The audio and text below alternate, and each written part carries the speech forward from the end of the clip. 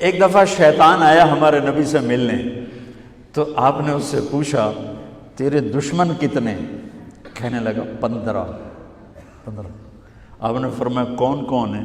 کہنے لگا پہلا تو تھوڑا ہی نمبر ہے، پہلا نمبر تو تھوڑے نال میرا لگو ہے۔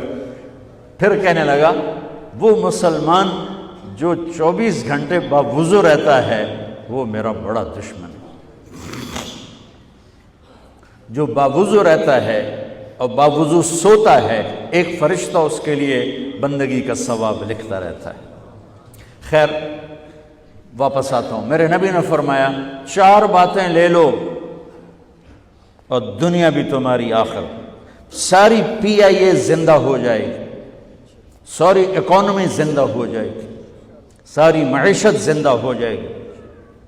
5 بھی نہیں، ایک انگلی بھی آپ نے نیچے کر دی کہ یہ بس اتنے